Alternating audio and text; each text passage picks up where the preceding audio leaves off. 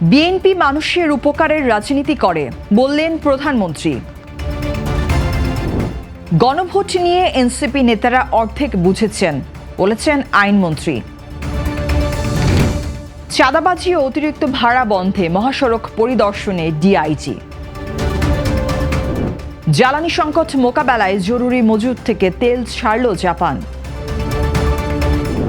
নিউজিল্যান্ডের বাংলাদেশ সফরের সূচি চূড়ান্ত, 2 ভেন্যুতে খেলা। শুভ সন্ধ্যা, স্বাগত জানাচ্ছি বাংলাদেশ প্রতিদিন সংবাদে। এতক্ষণ শুনছিলেন সংবাদ শিরোনাম, এবারে বিস্তারিত। বিএনপি মানুষের উপকারের রাজনীতি করে বলে মন্তব্য করেছেন প্রধানমন্ত্রী তারেক রহমান। তিনি বলেছেন, আমরা এমন একটি দল করি যে দলের কাজ হচ্ছে মানুষের উপকার করা। সোমবার দুপুরে দিনাজপুরের কাহারোল উপজেলায় সাহাপাড়ায় খাল খনন কর্মসূচির উদ্বোধন শেষে একথা বলেন তিনি। প্রধানমন্ত্রী জানান, সাহাপাড়ায় খাল খনন কাজ শেষ হলে এলাকার প্রায় 31,000 কৃষক সেচের পানি পাবেন এবং প্রায় 1200 হেক্টর জমি সেচ সুবিধার আওতায় আসবে। এতে প্রায় 3.5 লাখ মানুষ সরাসরি উপকৃত হবেন। তিনি আরও বলেন, কৃষি উৎপাদন বাড়াতে এবং গ্রামীণ অর্থনীতি শক্তিশালী করতে সরকার বিভিন্ন উন্নয়নমূলক কর্মসূচি বাস্তবায়ন করছে। এ সময় তিনি ভার্চুয়ালি দেশের 54টি জেলার খাল খনন কর্মসূচিরও উদ্বোধন করেন। সরকারের উদ্যোগ কৃষি ও সেচ ব্যবস্থায় উন্নয়নে গুরুত্বপূর্ণ ভূমিকা রাখবে বলে আশা প্রকাশ করেন তিনি।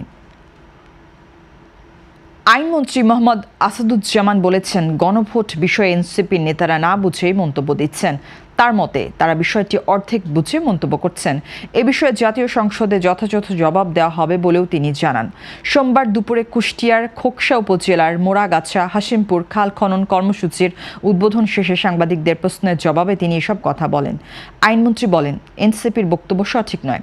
বিএনপি জুলাই সনদকে শ্রদ্ধা করে এবং সেই সনদের আলোকেই এগিয়ে যেতে চায়।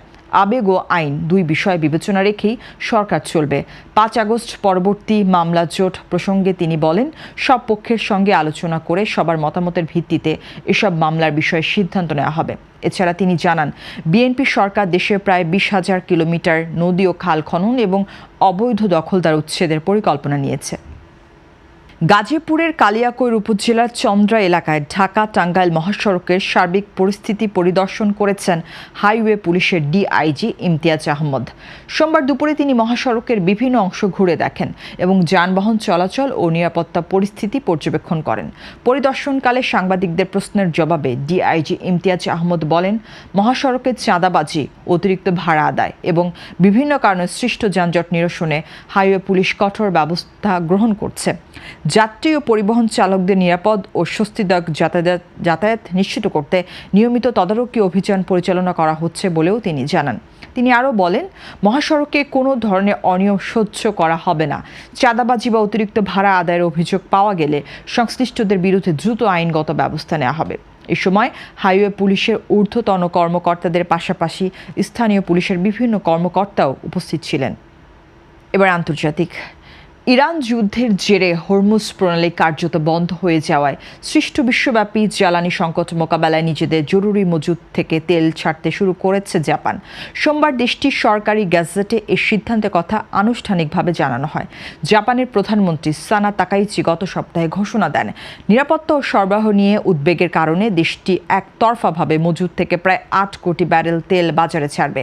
একই সময় আন্তর্জাতিক জ্বালানি সংস্থা জানিয়েছে, বৈশ্বিক বাজারে স্থিতিশীলতা আনতে তারা সমন্বিতভাবে বিপুল পরিমাণ তেল ছাড়ার উদ্যোগ নেবে।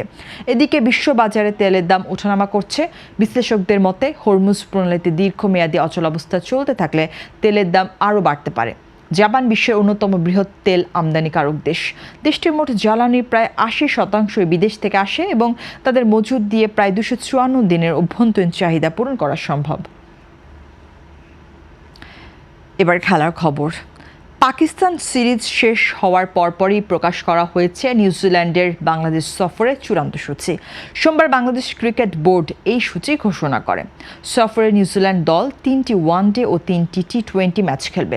সূচি অনুযায়ী আগামী 13 এপ্রিল নিউজিল্যান্ড দল বাংলাদেশে পৌঁছাবে।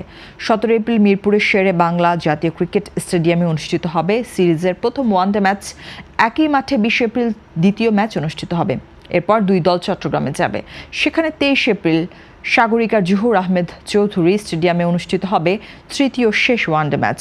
ওয়ানডে সিরিজ শেষে শুরু হবে টি20 সিরিজ। 27-29 এপ্রিল চট্টগ্রামের প্রথম 2 ম্যাচ অনুষ্ঠিত হবে। সিরিজের শেষ টি-20 ম্যাচ 2 মে মিরপুরে অনুষ্ঠিত হবে। ওয়ানডে ম্যাচগুলো দুপুর 2টায় এবং টি-20 ম্যাচগুলো সন্ধ্যা 6টায় শুরু হবে। এই ছিল আজকের সংবাদ। সবশেষ খবর জানতে চোখ রাখুন বাংলাদেশ প্রতিদিন ইউটিউব চ্যানেল ও ফেসবুক পেজে। সবাইকে ধন্যবাদ।